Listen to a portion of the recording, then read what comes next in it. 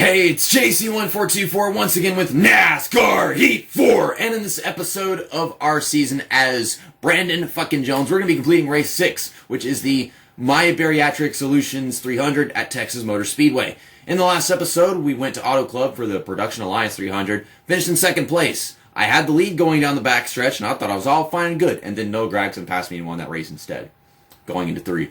He had a really big run, and I had a really tight race car. Those things don't go together.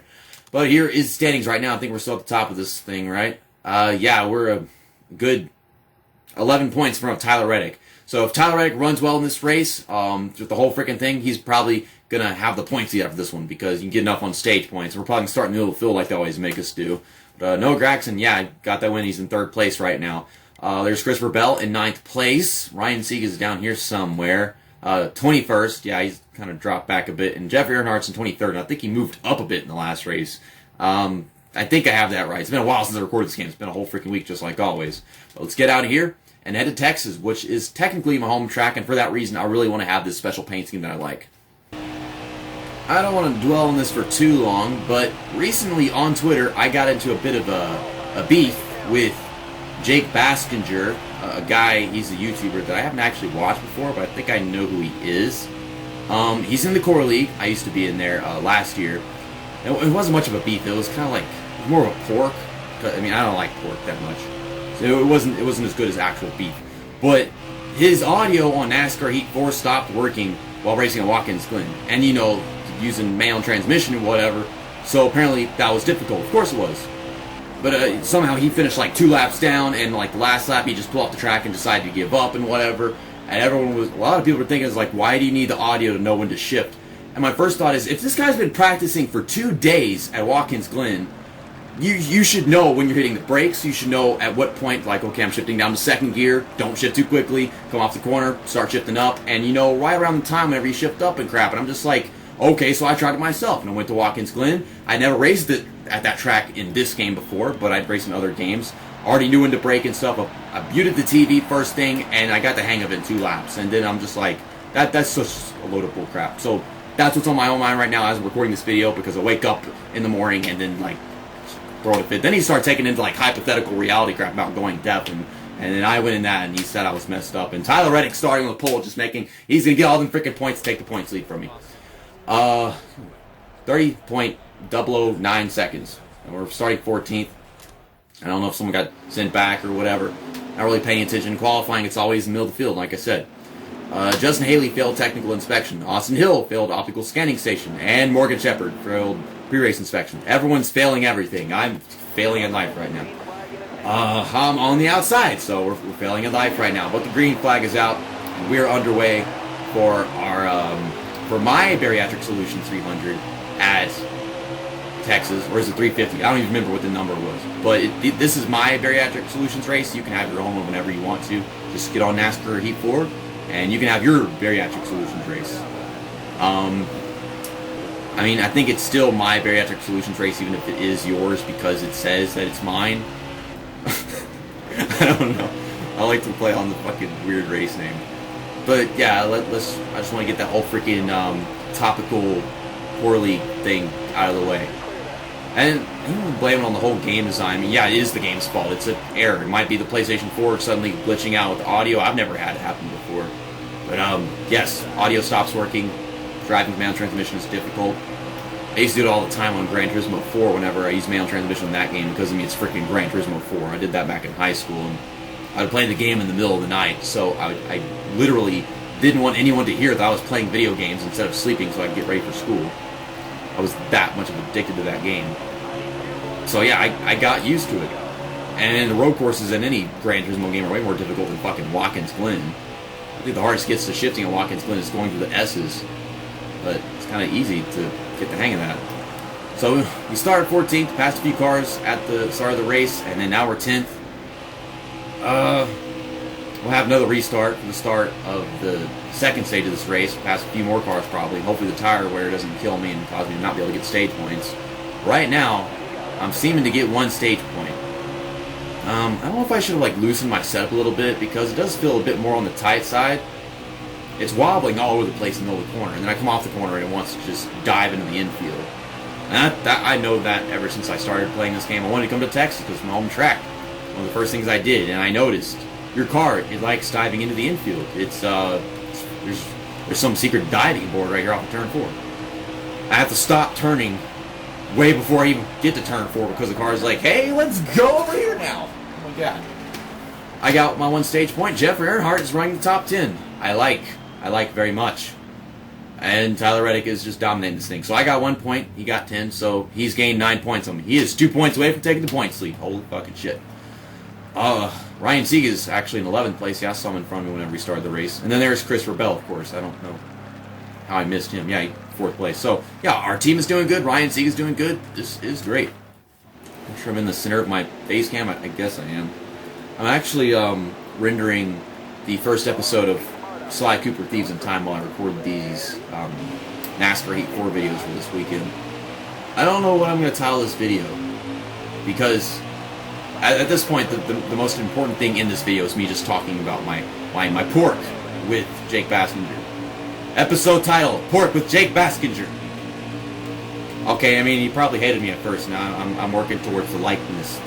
Maybe not. I'm probably very difficult to like in this community. I'm just as much a piece of shit as anybody that's not yet had their great downfall. Ugh.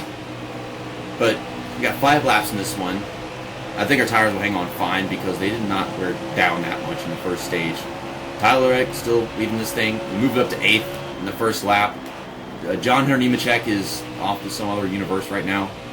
Oh, we're getting tight. We got 3 guys running the high side, 3 guys running the bottom side. John Hunter Nemechek. John Hunter Nemechek. I don't know why I bother saying his middle name. Why do we have to say his middle name? But fire alarm guy over here, he's just going from the bottom, jumping at the top with no warning whatsoever. Caution to the wind. Chase Briscoe had a bad exit to turn 4, so I'm going to pass him going in turn 1. Oh, goodness, I got to loosen this thing. I should. Actually, thank you. John Hunter Nemechek. I got to say it. I got to appreciate that middle name. I was trying to keep him working with me because he said he wanted to work with me, and then split-second decision, he's trying to pass me. So, and how come the back of my car is like God's finger compared to their front end, which is a flimsy doohickey? You just touch it and you just cut it off. Oh my goodness, man! It's like just a little hair for a front end right there. I don't know why it's like that in this game. How can your back end just be that strong and that thick? Like, I have the fattest, thickest butt for a race car in NASCAR Heat 4. It's weird. We'll get 4 tires, enough fuel to make it to the end of the race, which would be 1.5. I did not lose or gain any positions, but we were 5th at the end of that stage. It ended early. So we're starting from the inside, and that ended just like that, unfortunately. And I thought we could go someplace and maybe gain a few more positions if they got Tyler with like the last couple laps in the stage. And he was helping me out, and I appreciated it. Because I appreciated it, I went ahead and decided to say his full name beautifully, and then I cut him off and killed him. I'm trying to put myself underneath these guys, and I'm smacking the hell out of the apron. But there we go. I'm in the lead. They're probably going to pass me back in 2 corners. I said 2 corners. So far, I have lasted 3 laps. So that's something else. We got Christopher Bell, my teammate, coming on the outside, passing Cole Custer, who I've been holding up. He's been running the bottom, which is the preferred lane. So anytime I do get tight, he would pass me. But yeah, I mean, they can just be that much faster than us on the outside. And before my teammate can actually pass me, a caution comes out, and everyone's pitting again. I don't know why they're pitting. I'm going to pit, and I'm going to get half a can of fuel. I'm not going to get right side tires, ready tires, because I know I always lose like 40 positions whenever that happens. I mean, there can be only 20 cars in the field, I'll lose 40 positions. That's how nuts this game can be. Michael Annett. The camera did the weird thing again that it's been doing for 3 years now. Michael Annett got himself in the 2nd place, so I guess he did some other kind of thing. Maybe he just didn't get fuel, I don't know. But we still got Christopher Bell behind us. Hopefully Ryan Sieg and Jeffrey Earnhardt still doing good. Another restart. More laps to lead. But are they going to get us in this restart, or are we just going to keep on dominating and win this race? hit the apron, and then here comes Christopher Bell. So it's Christopher Bell versus the impeccable Brandon Jones. Michael Annett stopped working for me. I don't want to be on the outside. And then there's Tyler Reddick right behind me still right now. He's giving me that push. That comes in handy. Just don't get me loose off the corner. I'm going to hang on. This teammate of mine's, his tires are going to fall off. And they won't be able to race him. We'll get back to the lead. At least I think so. I mean, we're just coming right back underneath him right now. We're making it happen.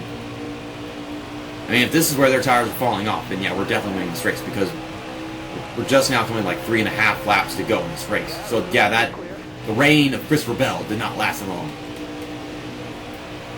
Okay, it kind of wasn't concerned about the tires. Going to the second stage. I got 1 lap to go, and I'm trying to make it last 7%. See, I don't know about that now. Why does it always have to be close with the damn right front tire? No, I want my pork with Jake Baskinger. Don't you ruin this man with your 2%. No, I don't want right front part 4 right now. Okay, just a little off throttle time. The diligent. Well, 1%. Okay, we're gonna win this race with 1% right front tire left. We get our pork with Jake Baskinger.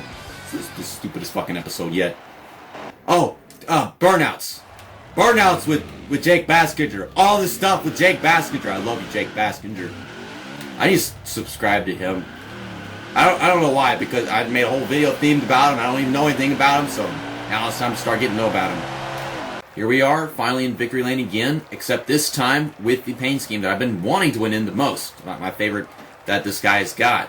I mean, we could have won with this one at Daytona, but Itchy Steve, he freaking won that one. And they got the generic trophy, all the confetti, the beautiful Toyota Supra front end. I used to say it was ugly, but I'm starting to really grow into it now. Brandon Jones, that looks more like Brad Pitt than Brandon Jones.